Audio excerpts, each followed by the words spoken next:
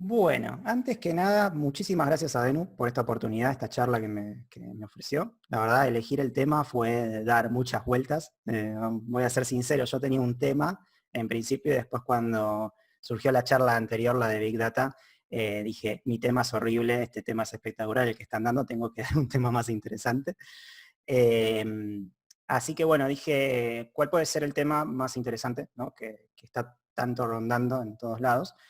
Y después de, digamos, estar charlando un poco con la comunidad de programadores unidos, que es nuestro grupo de Undercode, dije, bueno, todo el mundo está preguntando cómo iniciarse en el mundo de la programación. Entonces dije, bueno, vamos a hacer una charla de esto, ¿no? De cómo arrancar. Pero tengan en cuenta que si bien hay cosas que voy a comentar que son puramente de estándares, cosas que siempre tienen que estar. Hay otras que ya van por mis propias experiencias personales después de llevar 10 años desarrollando. ¿Qué quiero decir con esto? Que yo lo voy a encarar desde un terreno más de lo que yo soy, que soy un full stack. Entonces, ¿quién soy yo? Mi nombre es Maximiliano Burgos, la versión larga, la versión extendida. Soy un full stack developer con especialización en Android nativo y Laravel PHP.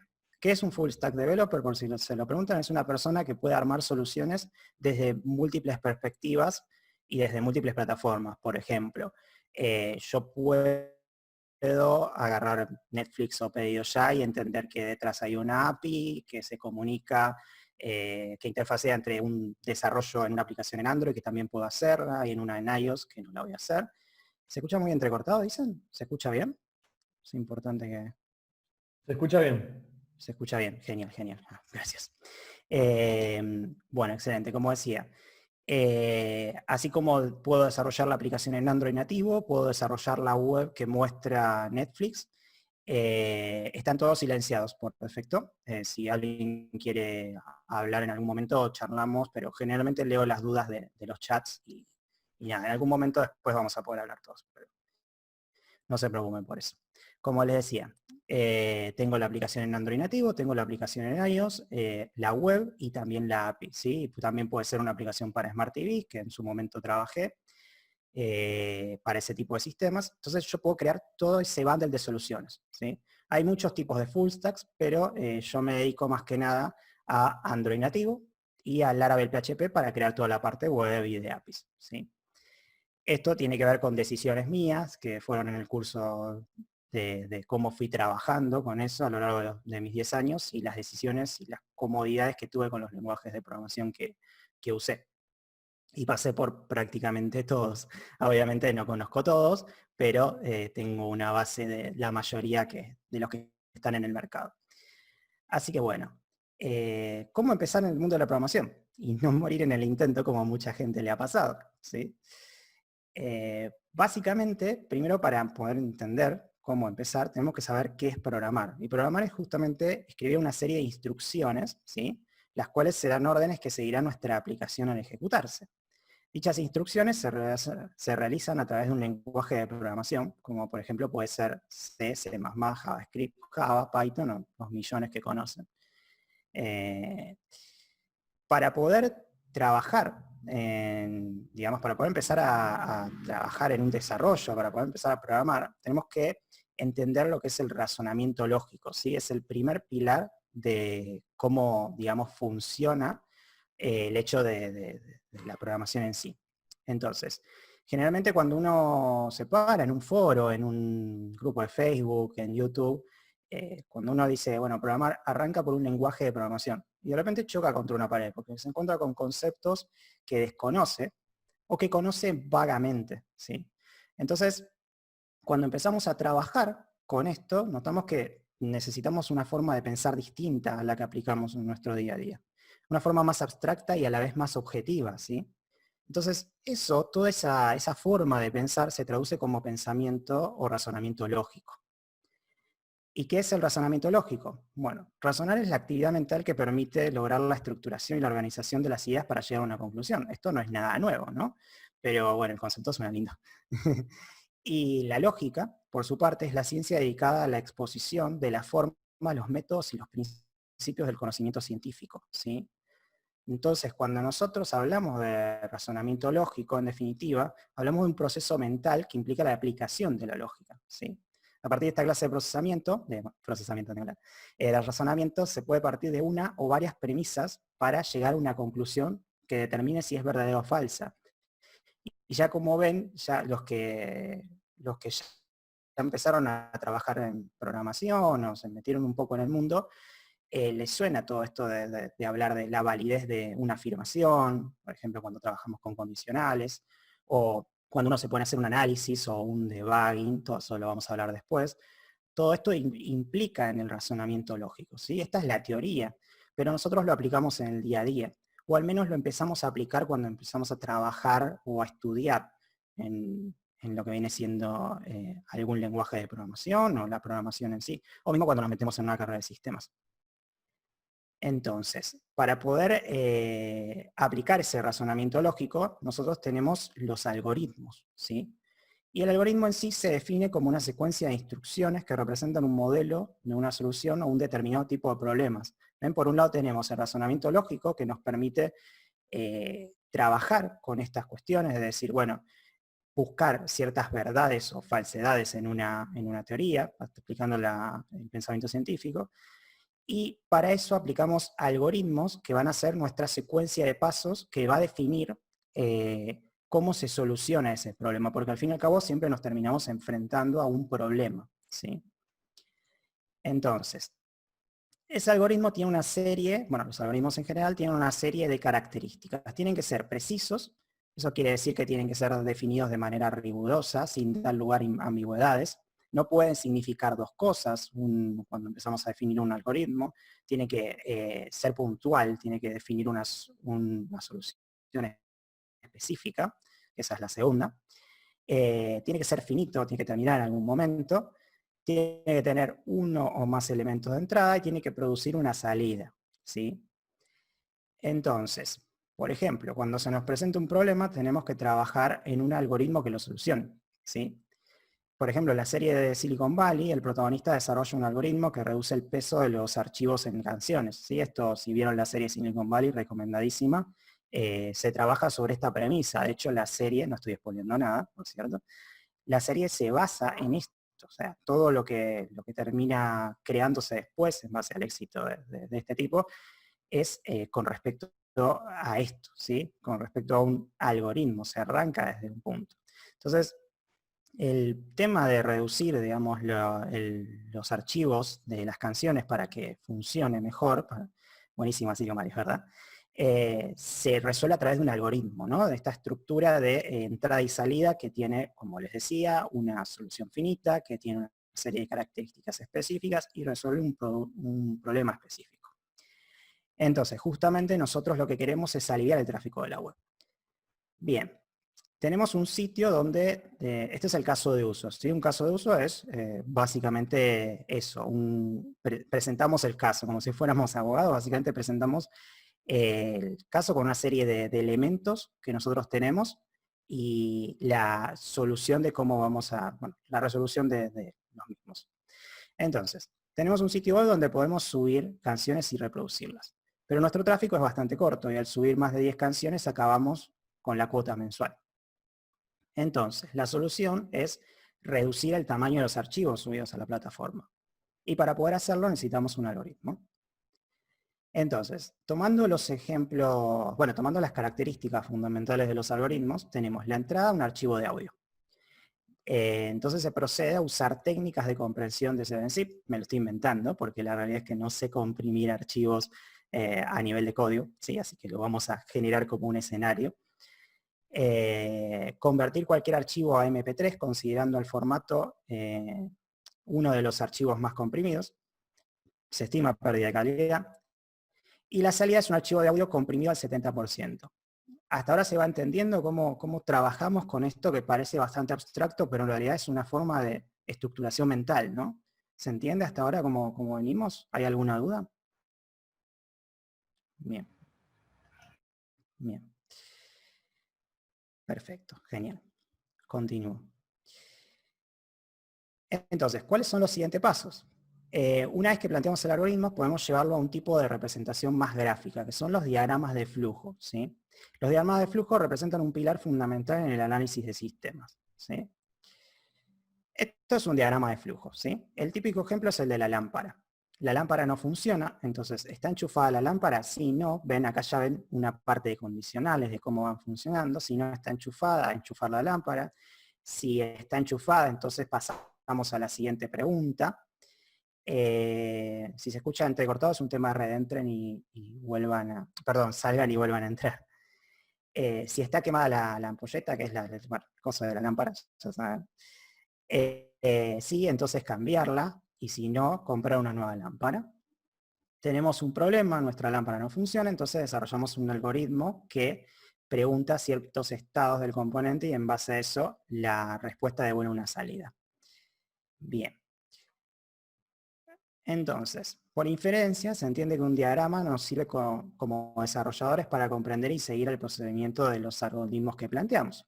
Pero también nos sirven para comunicar al resto del equipo, diseñadores, desarrolladores, clientes, nuestras intenciones con la solución. ¿Por qué? Porque es una forma muy acortada, ¿sí? Muy sencilla y simplificada. A veces los diagramas de flujo pueden ser enormes, pero sigue siendo simplificada, de poder mostrar el producto o el planteamiento de la solución a un problema de un producto, ¿sí? Entonces, cuando nosotros desarrollamos, lo primero que tenemos que pensar es, primero, en la aplicación del razonamiento lógico, que esto es pura teoría y ustedes en la práctica lo van a hacer, pero está bueno saber que van a hacer uso del razonamiento lógico. Después, en diseñar algoritmos que sean lo más sencillo posible de entender, porque después ustedes lo van a tener que plasmar en diferentes escenarios, como por ejemplo pseudocódigo, o en el código, o en diagramas de flujos. Y finalmente el tema de poder diagramar esta solución. Yo más de una vez, ustedes pueden decir, bueno, pero esto es sencillo, y muchos caen en la idea de que uno genera diagramas de flujo cuando recién empieza, o quizás en la facultad. La realidad es que no, uno hace diagramas de flujo toda su vida, ¿sí? Yo, por ejemplo, me he cruzado con situaciones en donde no podía pensar, no podía solamente pensar en mi cabeza una solución, sino que tenía que llevarlo a un diagrama de flujo para ver cómo poder resolver ciertas salidas de la aplicación que estaba armando. Duda, ¿va a estar disponible la grabación de esta charla luego para compartirla o volverla a ver? Sí, esta charla se va a subir a YouTube y no sé si a algún lado más. Yo en principio la estoy grabando en este momento y la voy a subir en mi canal, que ya después se los voy a pasar, ya más adelante cuando estemos en el final de la charla. Y no sé si va a tener dos partes dependiendo de qué tan bueno esté Zoom hoy. ¿Sí? Esto lo hice yo, qué raro. Pero básicamente, no, al contrario, no interrumpís. Si tienen alguna otra consulta, háganla, yo la voy leyendo. Pero nada, o sea, van a tener la charla si se pierden algo o si la quieren rever. No sé si va a estar en una o en dos partes, dependiendo de cómo se comporte Zoom hoy. Bueno, entonces, como les decía, nos sirve a nosotros los diagramas de flujo para entender y para poder plasmar toda esa información que tenemos en la cabeza, porque la realidad es que nosotros técnicamente tenemos un buffer mental limitado y no es tan grande como pensamos. Entonces, toda esa serie de razonamientos llega a un punto en donde no se nos pierde, ¿sí? Entonces, lo que tenemos que hacer es plasmarlo en un papel y poder entender el whole picture, ¿no? También sirve para comunicar al resto del equipo, desarrolladores, diseñadores, desarrolladores, clientes. Esto es muy importante porque a veces podemos básicamente tener una visión más amplia de todo lo que está pasando, ¿sí? Y nuestros clientes también, ¿sí? Bien. Y la ventaja fundamental, un diagrama bien planteado reduce los peligros de cambio, ¿sí? O sea, cuando un cliente viene y nos dice, bueno, pero yo quiero cambiar esto, ok, bueno, pero en el diagrama yo tengo esta línea de procesamiento. Si vos cambiás esto, me vas a romper esta parte, ¿sí? Genera un entendimiento claro sobre la solución planteada, o sea, no estamos haciendo nada extraño, ¿no? Estamos siguiendo un determinado, vamos a correr esto para acá, me molesta. Estamos siguiendo un determinado... Uy, perdón. No. Ahí está. Estamos siguiendo una serie de pasos específicos, ¿sí? Que están bien planteados y no tienen ningún escape en nuestro diagrama, y queda bien en murales y fondos de escritorio. Esa es la realidad. Vieron que a veces las empresas tienen murales de diagramas de flujo y todo ese tipo de cosas. Queda bonito. Y finalmente llegamos al pseudocódigo, que es que el principal objetivo es representar la solución de un algoritmo, tanto el diagrama como de los algoritmos, de una forma lo más detallada posible, ¿sí? Es parecido a un lenguaje de programación, pero no es igual y tampoco es ejecutable, ¿sí? Es una forma representativa de cómo se vería eso, se vería nuestro algoritmo llevado a un nivel de código. ¿Ven? Acá tienen un ejemplo. Inicio, imprimir, la lámpara no funciona, está enchufada, ¿no? Bueno, todo el tema de la lámpara, ¿ven? Función, cambiar ampolleta, no, función. A ver, esto hay mucha gente que subestima lo que es pseudocódigo. La realidad es que es bastante útil cuando nosotros quizás recién empezamos, no sé si tanto cuando ya estamos avanzados, porque ya, digamos, con los diagramas de flujo nos alcanza, y obviamente los algoritmos, ¿no? Pero esto sirve mucho para entrenar un poco lo que es la abstracción, ¿sí? Que es lo que más me interesa dejar en esta charla. Yo creo que como, digamos, mensaje principal de esta charla se vayan con la idea de que sean desarrolladores y no programadores de un lenguaje de programación, ¿sí? Que no se aten a un lenguaje como JavaScript y piensen solo en base a Prototype, que es como el paradigma de JavaScript, ¿sí? Que no se aten a un lenguaje como Python y piensen que todo funciona a través de tipado dinámico. Sé que estoy diciendo cosas que quizás después vamos a charlar más en detalle, pero me interesa que quede esa idea, ¿no? De que ustedes pueden llevar todo lo que es programación, incluso muchísimo antes de lo que es un lenguaje de programación en sí. Ustedes, antes de programadores, son analistas, ¿sí? Y un analista lo que más necesita es entender un problema y plasmarlo de la forma más abstracta posible. Bien.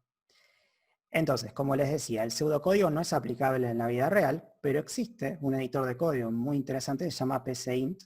Fíjense que acá en la presentación hay un link, ¿sí? Por cierto, es hermosa la presentación de Undercode. Estuve disfrutando un montón haciendo esto, la verdad. Muchas gracias por proveerme este material, está muy bueno. Esperamos que luego nos la compartas, por favor. Sí, pasé el link en el chat, pero igual después voy a mandarlo de vuelta por ahí. A ver si lo tengo. Gracias. Gracias. Ahí lo tiro de vuelta, en el chat. Bien. Decía, PCInt básicamente lo que hace es una maravilla, yo lo usé cuando estaba en la facultad. Es un editor de código que también es compilador, lo cual es una cosa muy interesante, porque podemos compilar pseudocódigo y llevarlo a un programa que funciona. Obviamente no es algo que se puede usar a nivel laboral, ¿sí? Es plenamente académico. Y si bien yo hice un juego, por ejemplo, en PCInt, un juego así de aventuras gráficas, el tema es que no podemos después ejecutarlo más allá de PCInt, ¿sí? No es un ejecutable normal ni puede estar en una web. Pero sirve muchísimo para entender cómo el pseudocódigo puede ser representado a través de diagramas de flujo, porque también PCInt tiene esa herramienta, y llevado a un punto de nada cero, a un punto más, más de cómo funcionaría en la vida real, ¿no? Acá tienen una captura. Encima está en español, lo cual, bueno, puede generar malas prácticas, ¿no? Pero está bueno para la gente que quizás no se lleve bien con el inglés, escribir en español. Obviamente después el programa en inglés, por favor. Bien, el error más común de los desarrolladores es condicionarse al lenguaje o tecnología que utilizan al aplicar un algoritmo. ¿Ven? Esto es lo que yo les hablaba, o sea, de que ustedes tienen que abstraerse de cualquier tipo de lenguaje de programación para generar un algoritmo. Obviamente ustedes, seguramente muchos de los que ya están desarrollando, van a decirme, bueno, pero un lenguaje de programación está como unido a una tecnología y a veces una tecnología tiene limitaciones, ¿no? Por ejemplo, no podemos hacer ciertas cosas en una tecnología de tipo desktop que en una de mobile. Es verdad, pero el algoritmo debería funcionar de la misma manera. Con una variación u otra deberíamos poder llegar al mismo fin. Esa sería la respuesta. Bien. Entonces, llegamos al que tenemos un dilema con la información, ¿no? Hay demasiadas tecnologías, hay demasiados lenguajes de programación, hay demasiadas librerías y frameworks y demasiadas opiniones, ¿sí? ¿Por qué remarco esto de las opiniones?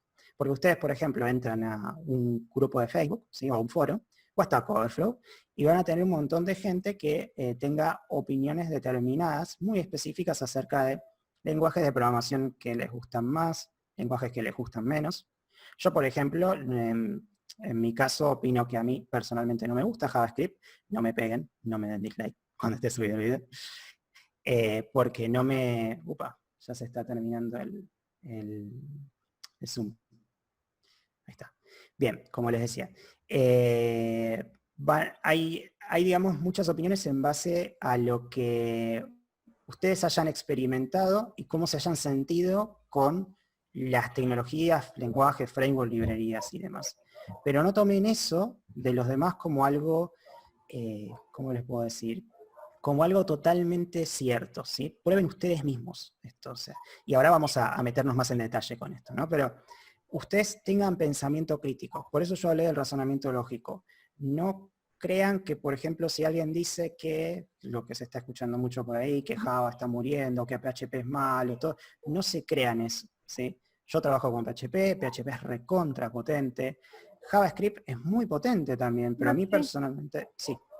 Continuamos, como les decía, yo tengo opiniones personales acerca de tecnologías porque son las formas en las que yo las experimenté. No significa que sean las formas, no me tienen que tomar totalmente en cuenta acerca de lo que yo pienso acerca de JavaScript o de Python o de Ruby, ¿sí?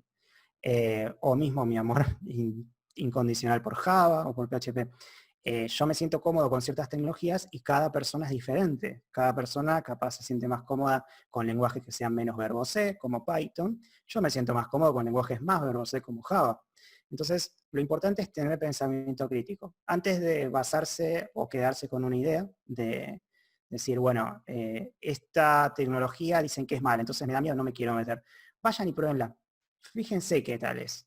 Siempre con pensamiento crítico. Agarren su algoritmo, ¿sí? Y den un algoritmo, llévenlo a diagrama de flujo, llévenlo a pseudocódigo, y después llévenlo al lenguaje que quieran probar. Yo lo que hacía hace mucho, hace 10 años cuando recién empecé, era probar muchos lenguajes de programación. Dije, a ver qué onda esto, a ver, me metí con JavaScript, me metí con C, me metí con C++, me metí con Java, me metí con Python, me metí con Perl, me metí con todo lo que había, todo. Fui probando.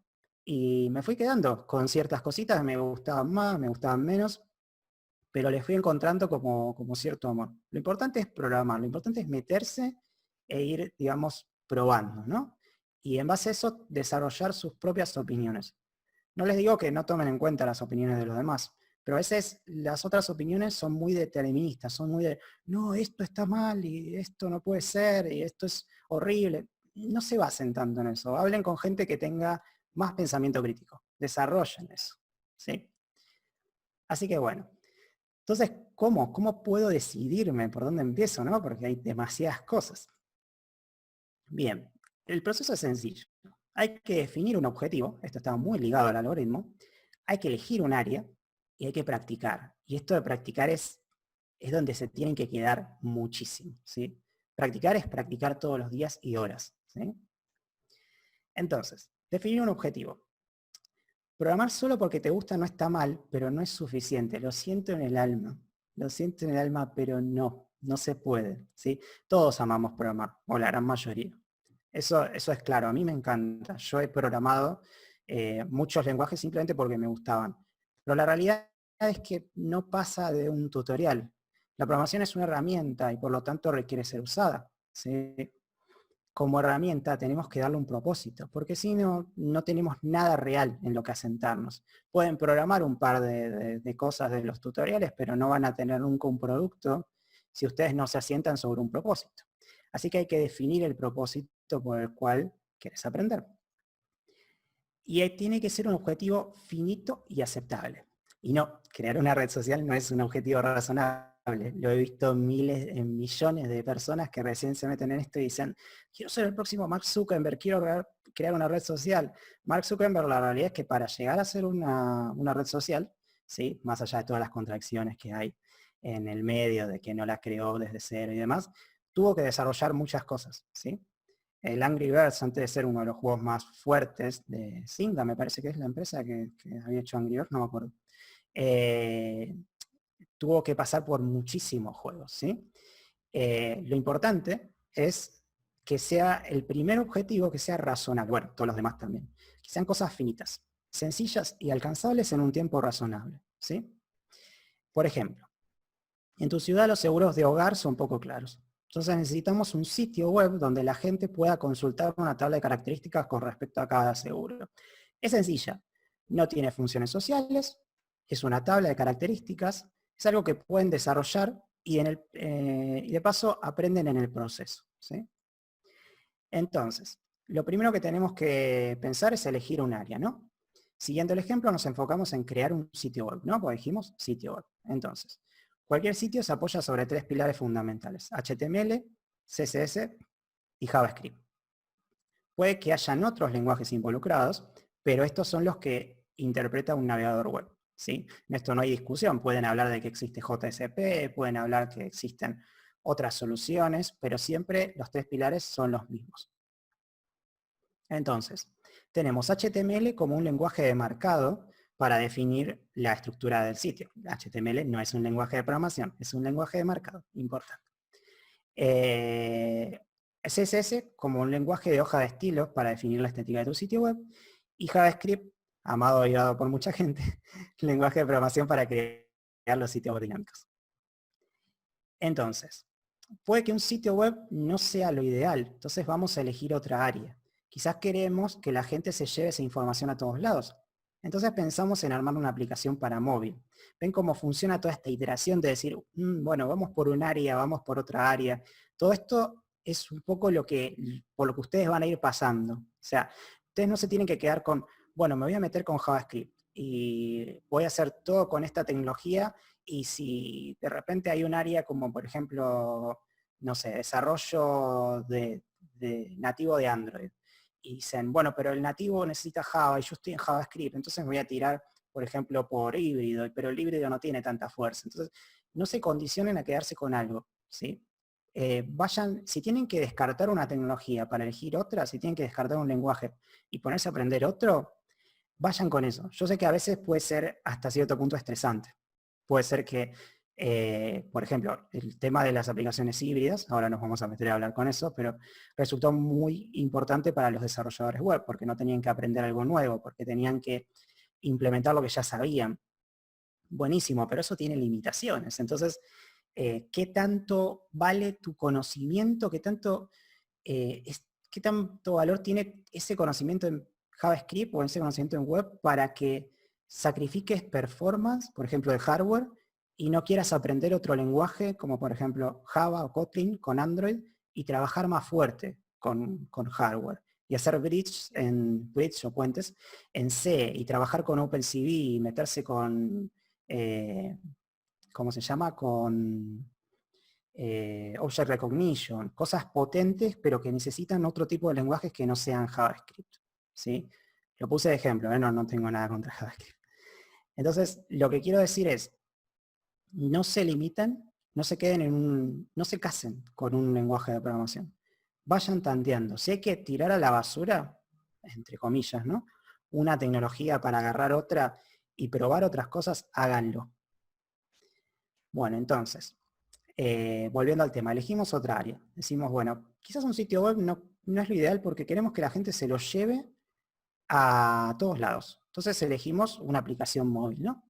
Entonces se empiezan a abrir 3 aristas. Tenemos web apps, híbridas y nativas. Entonces, las web apps son, bueno, sí, está bien. Un segundo para investigar los conceptos. Sí, bueno, ¿cómo se hace cada una?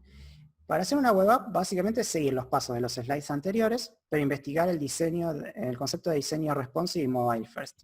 Simplemente es un sitio web que se ve como una aplicación cuando lo abrimos en nuestro navegador. O sea, imagínense que se llevan la web, básicamente como está, y simplemente la abren en un dispositivo móvil. Si ustedes solo la desarrollaron con HTML, CSS y JavaScript como pudieron, se va a ver mal en la web, porque le faltan un montón de conceptos de responsive design, le falta conceptos de mobile first. Entonces, ¿qué hacen? Empiezan a trabajar en estudiar esos conceptos, que son conceptos abstractos porque después se aplican a CSS, por ejemplo. Se aplican en determinadas reglas. Entonces, lo que tienen que hacer es simplemente estudiar un poco más de los pilares y aplicar estos diseños. Entonces ahí ya tienen una web app. Esto puede parecer, al menos a mí al principio me parecía medio una tontería, ¿no? Porque es una web que en realidad simplemente se adapta. Pero aunque no lo crean, es muy vendible. Hay empresas que contratan desarrolladores para trabajar en web apps. Porque dicen, no, quiero que mi aplicación se abra desde el navegador y que sea mobile first. Genial. Después está la híbrida, que es como una web app, pero embebida en una aplicación, ¿sí? La diferencia con la anterior es que se puede instalar como una app nativa. Piensen como si fuera un APK de Android o un IPA, me parece que se llama en iOS. Básicamente es como una aplicación, pero adentro está corriendo un Chrome, ¿sí? Y finalmente nativa, que es una app ya programada en Android, Java o Kotlin, o en iOS, Swift o Objective-C. Respondiendo a los comentarios del chat, ¿qué opinas de C++ y C++ como iniciación a la programación? Es un tema, es un tema. Yo creo que, a ver, C++ tiene cosas muy interesantes, pero hoy día C++ yo lo usaría si querés desarrollar un engine de videojuegos o meterte en cuestiones más de lo que tiene que ver con hardware, ¿sí? ¿Por qué? Porque es como ya muy de base, está bueno como lenguaje de programación, pero ya hay cosas que son, no sé si potentes, porque C++ es muy potente, pero a ver, una app híbrida no solo tiene por qué ser para celulares, ¿verdad? Buena pregunta. A ver, yo entiendo una app híbrida como siempre para teléfonos, porque teóricamente es el contexto donde yo, digamos, aprendí a trabajar con apps híbridas, pero estoy seguro que quizás ese concepto se puede llevar a otros contextos, como por ejemplo, sospecho que el cliente de LOL por... Claro, bueno, claro, puede ser que hayan apps que sean como, digamos, que se puedan, digamos, sean híbridas por el hecho de que, como Discord, por ejemplo, que es una web, pero a la vez es un programa que está hecho con Electron, ¿no? Electron es una librería de JavaScript que sirve justamente para eso, ¿no? Para trabajar con JavaScript, pero creando aplicaciones de desktop.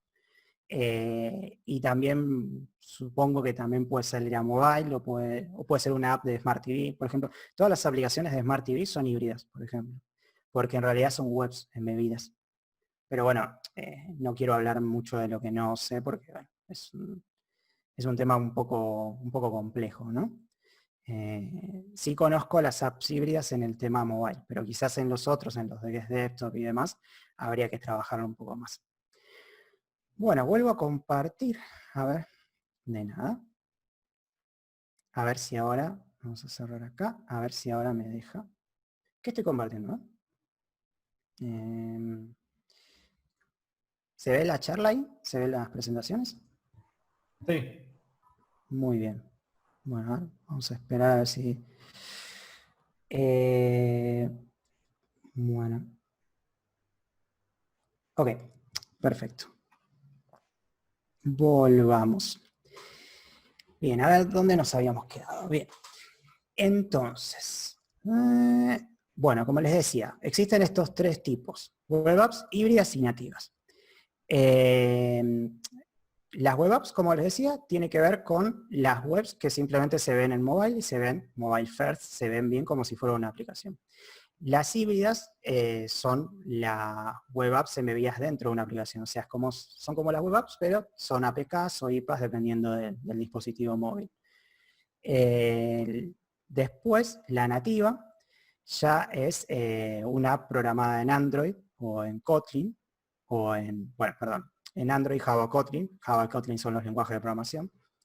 O en iOS, Swift o Objective-C. Bien. El desarrollo híbrido es una excelente solución para evitar tener que programar la misma app 2 veces en tecnologías distintas, ¿sí?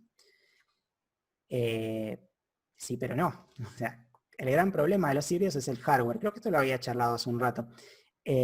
Cuando nosotros trabajamos con lo que es desarrollo híbrido, siempre trabajamos con desarrollo web, ¿sí?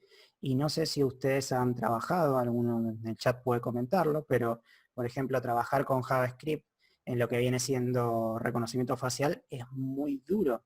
Es como que no puede tomar 60 frames por segundo o 30 frames por segundo de una cámara y ser tan performante como, por ejemplo, un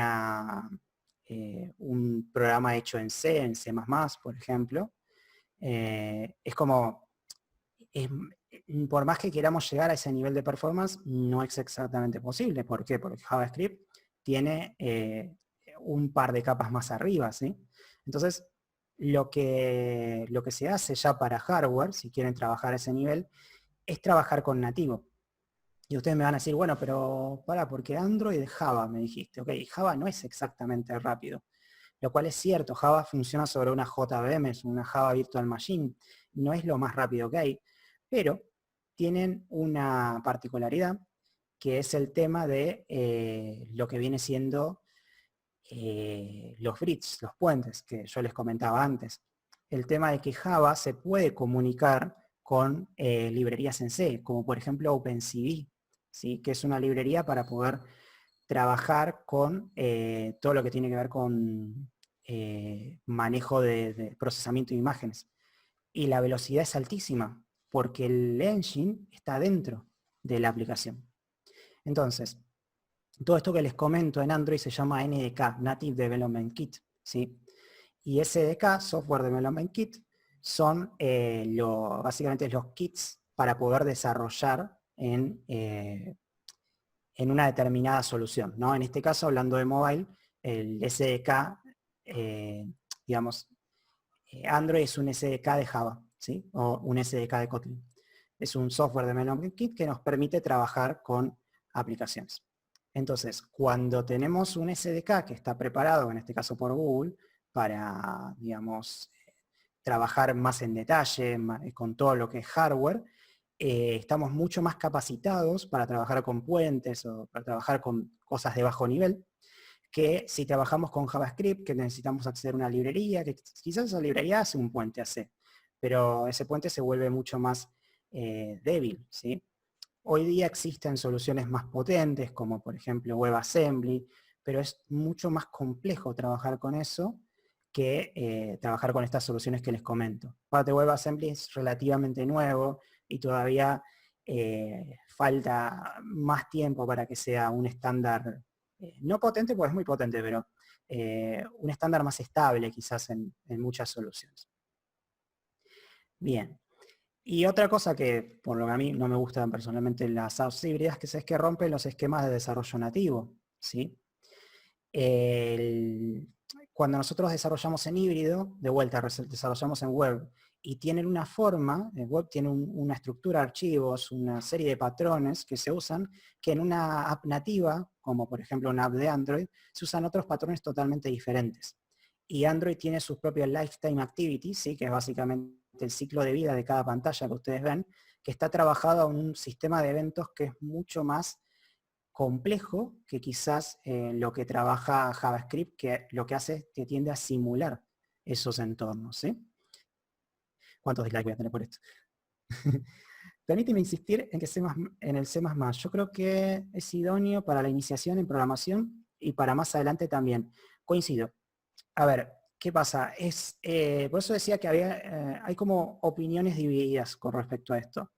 A mí C++ me parece un lenguaje muy potente, pero también escuché que tiene ciertos problemas con los estándares de programación orientada a objetos, ¿sí? Frente a Smalltalk, por ejemplo, no trabaja de la misma manera con los patrones y dicen que rompe ciertos principios. La verdad, yo no me paré tanto sobre C++ para poder discutir sobre eso. Pero no dudo en que sea un buen lenguaje para tomar. Ahora no sé si tanto para iniciar.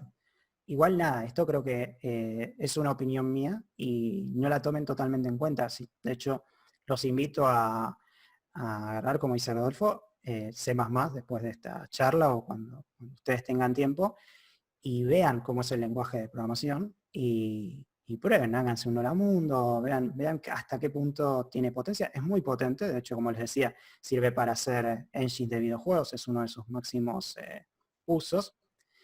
Y la realidad es que, bueno, depende de la elección de cada uno, ¿no? Pero yo no desestimo ningún lenguaje. Tengo opiniones propias, pero eso no significa que tienen que ser las opiniones de ustedes, obviamente. En Android solo se puede programar con Java, no, también se puede programar con Kotlin, pero Kotlin transpila Java. Y además tenés soluciones híbridas como Xamarin, que lo que hace es programar C#, pero termina de alguna forma convirtiendo ese código a Java, me parece. Hace una cosa medio rara Xamarin. Xamarin es de Microsoft. Kotlin, de vuelta, Kotlin es como un transpilador que hizo IntelliJ, que hizo JetBrains dentro de IntelliJ, que es la empresa que desarrolló Android Studio.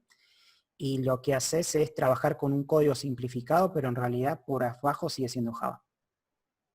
Para solucionar esos problemas crearon C#. A mí me encanta C#, me parece un lenguaje excelente y les súper recomiendo que empiecen por ahí.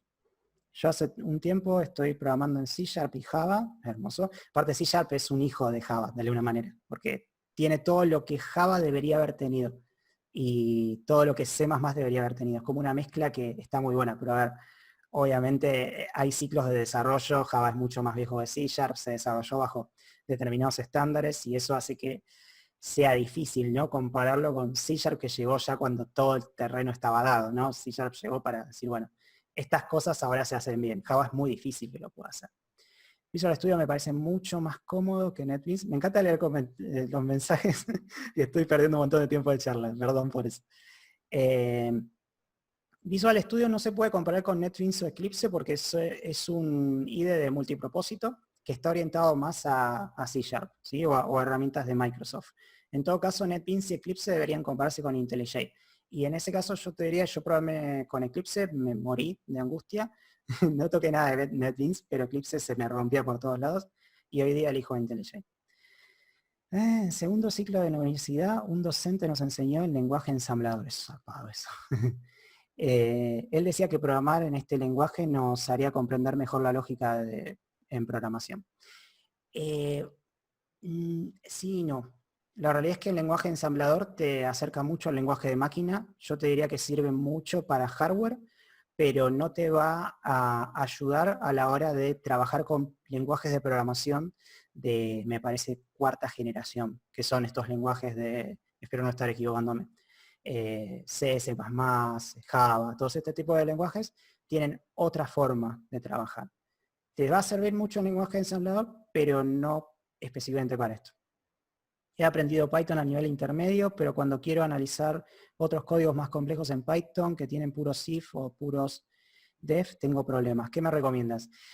Eso me pasó con Python. La verdad es que a mí me pasó eso. O sea, yo de repente me encontré programando con Python, súper contento porque Python es recontra amigable, me encanta Python, pero a la hora de entender código de otros, me encontré con eso, porque al no ser tan verbosé como Java, de repente encontrás funciones que son súper acotadas o scripts que son súper acotados, se hacen de todo. Entonces es complicado. Yo te diría que sigas practicando. Yo medio que lo dejé a Python por eso, en algún momento lo voy a retomar. Y que esa práctica te va a desarrollar esa comprensión de un lenguaje menos verboso. La versión de C++ de MS, que debe ser Microsoft, es la que rompe los estándares de la PO. No me quiero meter en eso, Rodolfo, evidentemente sabes mucho más que yo al respecto. En algún momento quizás estaría bueno, incluso te invito a dar una charla de C++, la asistiría, la verdad me interesa un montón, porque desconozco. De hecho, dejé de programar en C++ hace tiempo. Bueno, continuamos.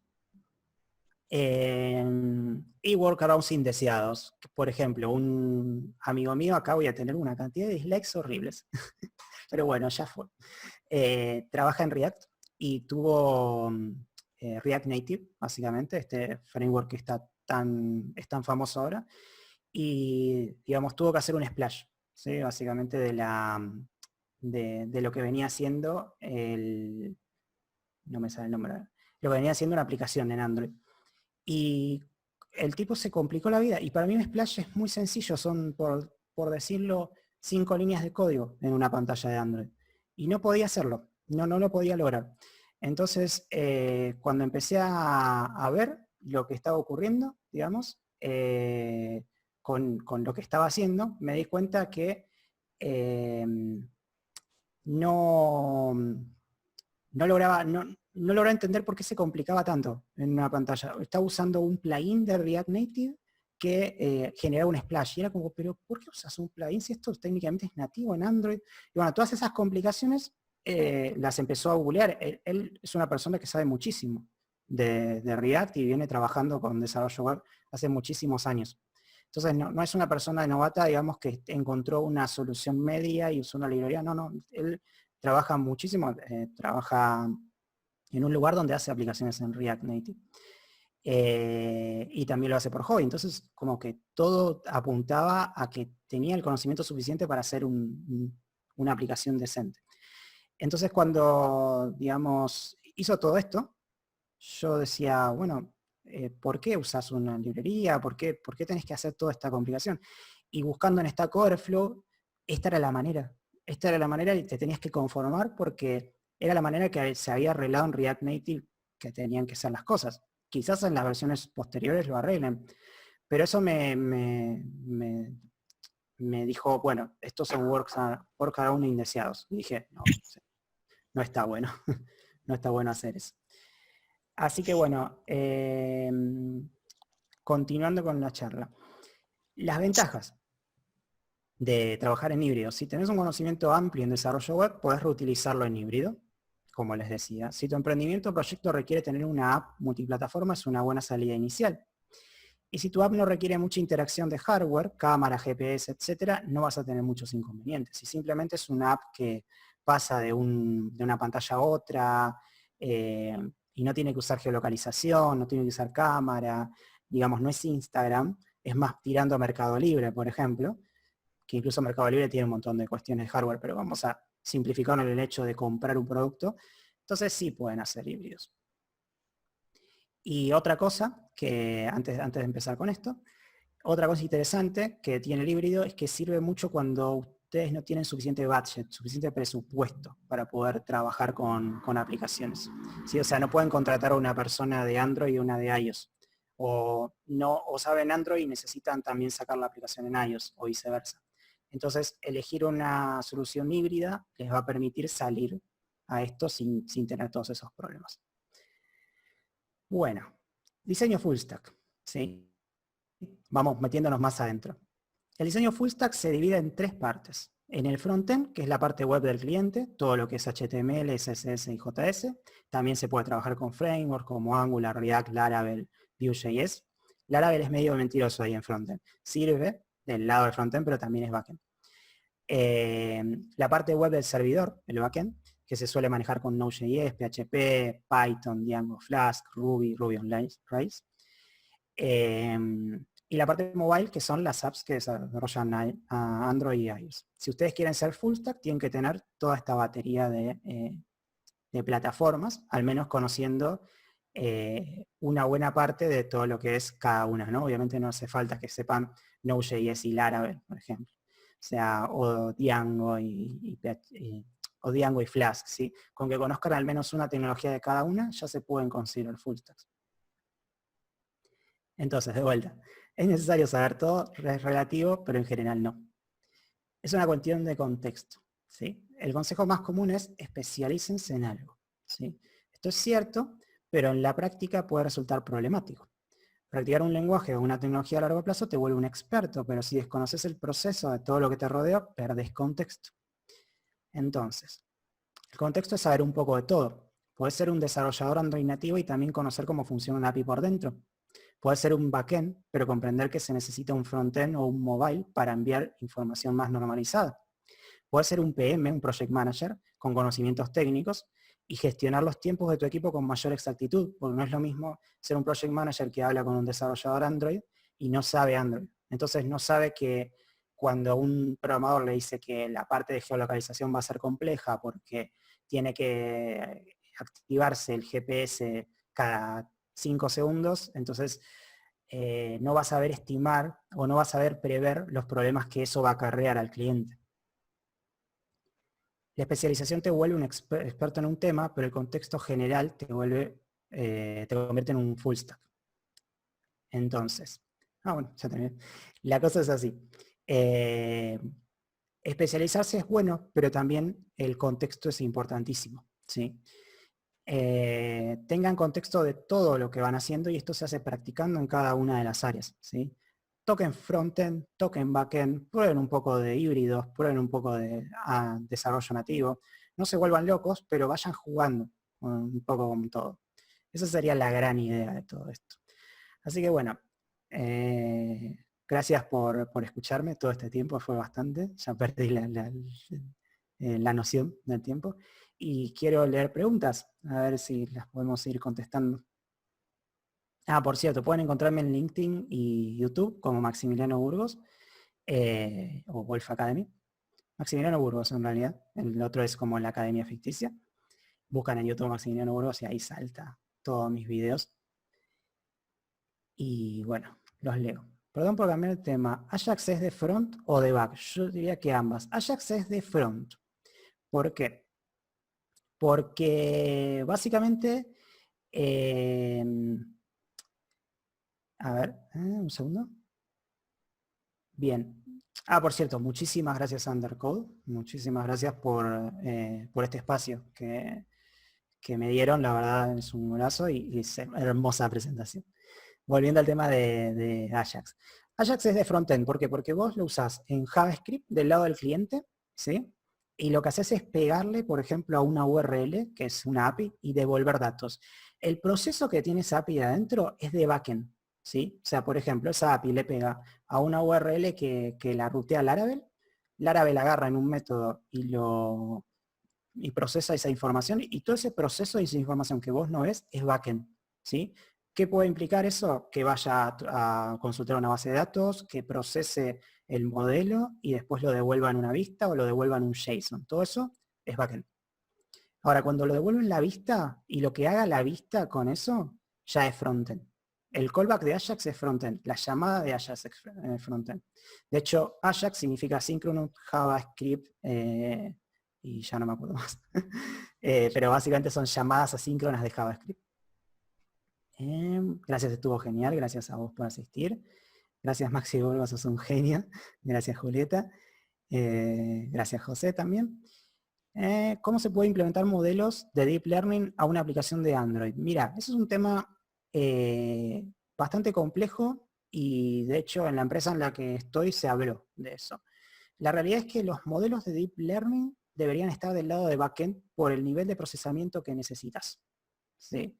Porque en una aplicación de Android te puede pesar muchísimo la aplicación y puedes exigirle mucho a nivel batería si estás intentando, digamos, levantar esa información. Ahora, si te puedo tirar un consejo rápido, fíjate en Firebase MLKit, ahí vas a encontrar la forma en que se puede hacer nativamente.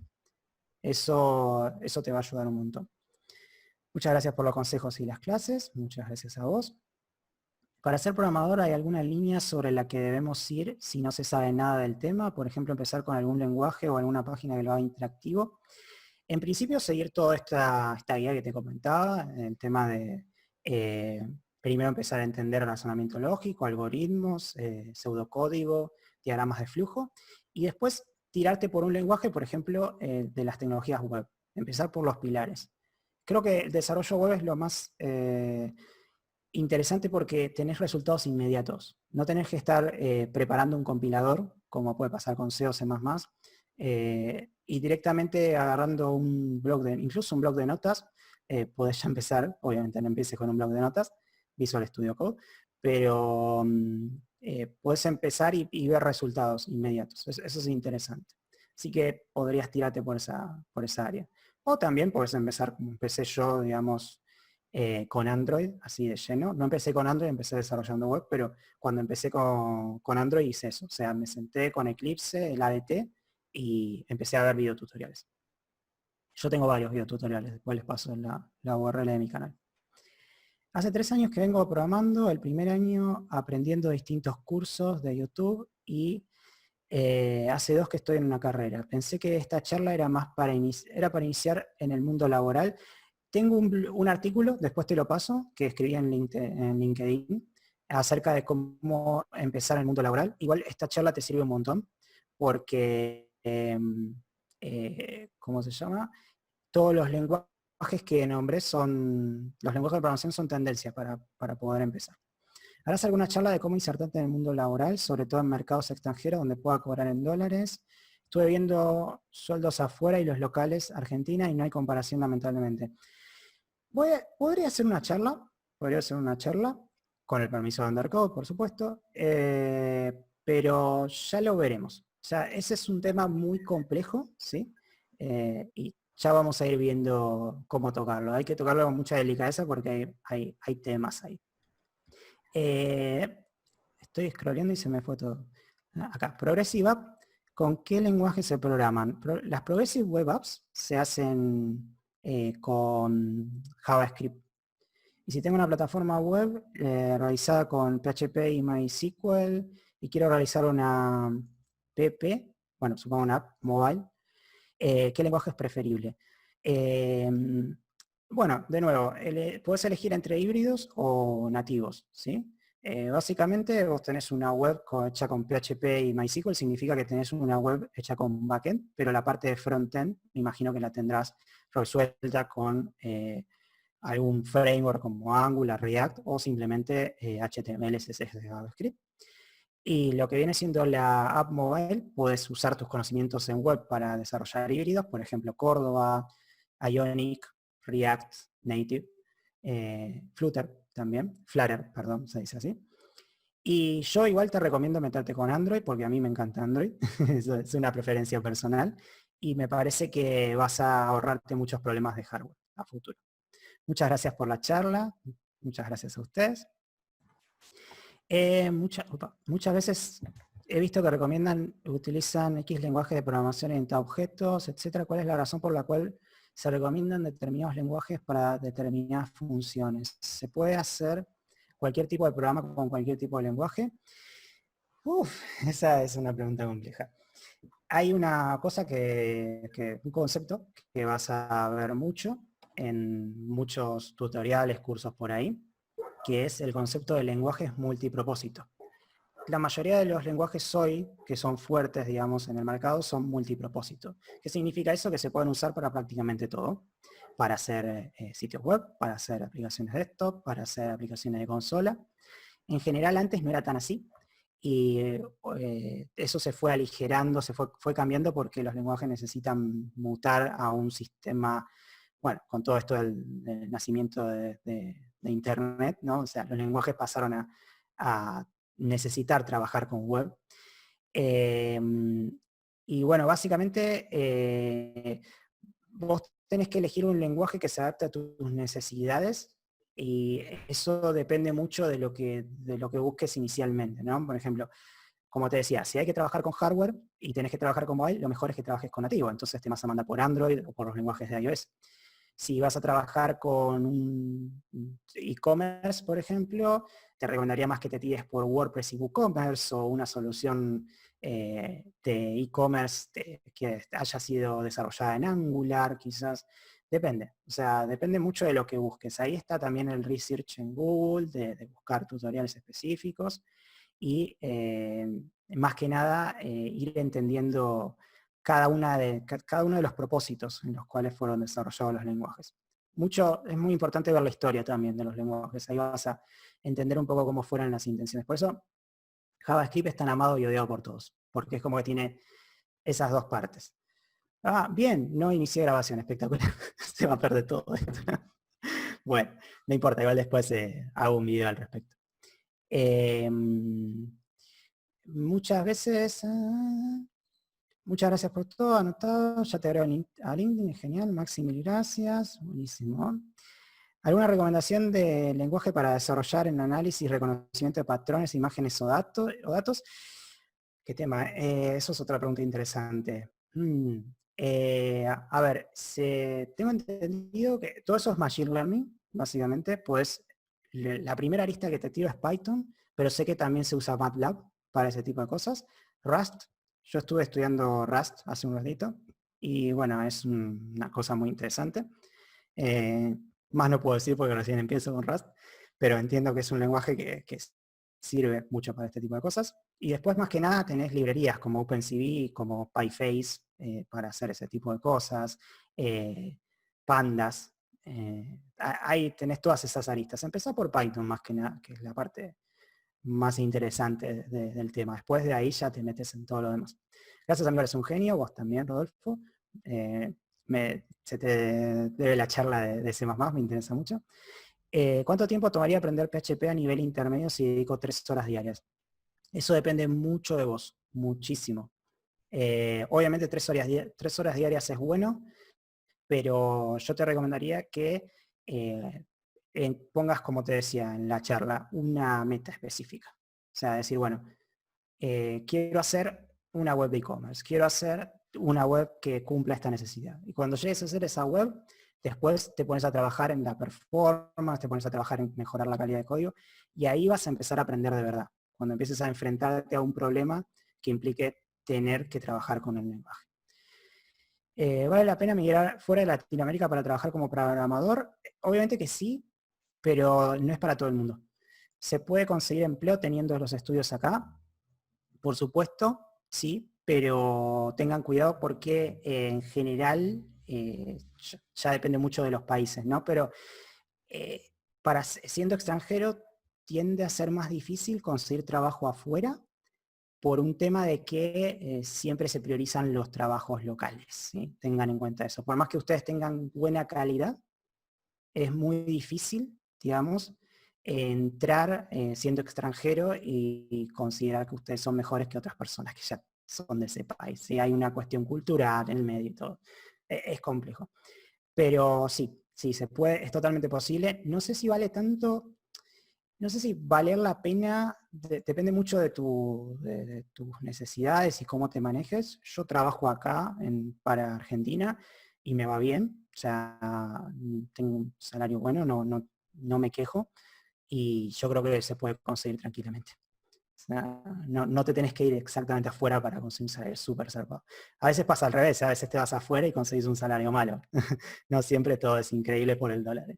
Tengan cuidado con eso. ¿Existirá un mapa que exponga la fortaleza de cada lenguaje? Buscate, mira, hay un sitio, bueno, en realidad es un repositorio de GitHub que se llama Developer Roadmap, muy bueno, que lo actualizan bastante, y acá tenés el roadmap de web developer. Tienen como varios, son bastante interesantes. Péguenle una mirada y van a ver, ven, que tiene unas cosas increíbles y van a ver muchísimas más cosas de las que yo hablé. ¿Dónde vemos tus cursos? Les paso a ver, un segundo. Les paso el canal de YouTube, igual después se los voy a pasar.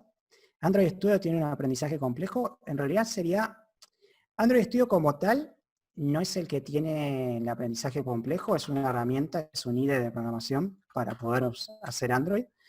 No es complejo, pero sí, no te voy a mentir, la curva de aprendizaje de Android es media tirando alta, no es sencillo. ¿Sí? Para saber Android primero te conviene aprender Kotlin o Java. Y ahí ya, y aprender bien, porque si no, después te vas a cruzar con cosas bastante complejas. Unity puede servir para hacer simulaciones de datos recolectados. Estoy en un contexto de investigación de ciencias. Mira, yo he visto muchos videos de Unity. Buscate Unity Machine Learning, que se trabaja mucho con eso y se hacen inteligencias artificiales o agentes inteligentes que trabaja, no sé, por ejemplo, el algoritmo genético para ver cómo se pueden mover 50 y si se matan entre ellos. Bueno, unas cosas muy entretenidas. Buscate en YouTube que hay buenos videos. ¿Qué lenguaje debo tener en mi currículum CV para ser competente en el mercado laboral? Mira, todos los que mencioné son competitivos, pero depende mucho del área en el que apuntes. Puedes apuntar a Machine Learning, entonces tendrías que tener Python, tendrías que tener MATLAB, quizás algún lenguaje de bajo nivel para poder manejar hardware, si sea el caso.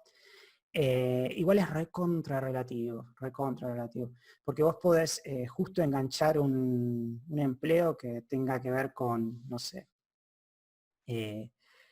ahora no se me ocurre, pero puede ser que justo necesiten WordPress en un lugar, ¿sí? que vos digas, bueno, no hay suficiente demanda de WordPress, por ejemplo, pero después de repente hay un lugar que lo recontra necesitan y vos tenés ese conocimiento y te contratan y te pagan un montón porque vos sos el único que consiguieron con eso. Tengan cuidado con eso también, porque no siempre estudiar el lenguaje de tendencia es lo mejor que pueden hacer, porque van a tener una competencia feroz. Por ejemplo, si ustedes se sientan y dicen, quiero estudiar React Native, porque ahora React está ahí súper... Miren, Java es muy utilizado hoy en día. Java es hermoso, sí, por supuesto. Y es recontra potente. Eso se los recomiendo estudiar. Pero ustedes dicen React Native y de repente se van a encontrar con 40 personas, 40 millones de personas que pensaron lo mismo. Y no, vamos a ser sinceros, a veces muchas de esas personas son mejores que ustedes, muchos son peores y van a tener una competencia feroz. Entonces a veces es mejor meterse en un nicho y trabajar sobre ese nicho y van a encontrar trabajos que capaz son impensados. Pronto tengo que ir a hacer mis prácticas universitarias. ¿Qué me recomiendas? Sobre universidad no te puedo recomendar nada, porque no fui a la facultad. Entonces, sobre eso te recomiendo que vayas a la universidad y te aconsejen ahí que van a saber mucho más del tema. O sea, va más que nada también de lo que le guste a cada uno. Exactamente. Leandro dijo la conclusión de esta charla. Leandro cerró la charla, básicamente. Sí. O sea, es el lenguaje o la tecnología con la que ustedes se sientan cómodos. Mejoren en eso, hagan lo que a ustedes les gusta y en base a eso van a conseguir trabajo seguro. Esto es una seguridad, porque cuando uno se apasiona en lo que hace, mejora y mejora muchísimo. No persigan las modas, porque aparte las modas cambian. Uno, en un momento Vue.js se puso de moda y Vue.js es hermoso. Yo trabajé con Vue.js y genial, pero ahora Vue.js está re abajo, por ejemplo. Entonces, si hubiese apuntado a estudiar Vue.js para poder conseguir trabajo, hubiese perdido de acá a un año. ¿Me entienden? O sea, y a React le va a pasar lo mismo. Ahora está súper fuerte, pero en algún momento va a caer. Como cayó Angular en su momento. Nada es inmortal. Nada. Hagan lo que disfruten. ¿Sí? Así que bueno, creo que solventé todas las dudas. Lamentablemente no quedó grabado. Muchas gracias por tu paciencia, consejos. Gracias a vos. Y estoy centrándome en Python y haciendo un curso de Android. Así que bueno, muy bien. Eso es una excelente forma. De hecho, con Android podés hacer ya Python. Puedes hacer cosas muy lindas. Denise está grabando. Oh, muchas gracias, Denu. Muchísimas gracias. Por Dios. Muchas gracias, Denu. Porque me parece que si no tenía que cortar las cosas, pues confirmarme eso, porque sería genial tener todo el video completo. Bueno, de vuelta, muchas gracias a todos por asistir. La verdad, son unos genios, genias también. Y nada, no sé cómo cerrarlo. Bueno. Muchas gracias, Maxi, por tu tiempo y por compartirnos tus conocimientos y pues por responder las dudas de aquí de los compañeros que se unieron a la charla. No sé si alguien más quiere decir algo.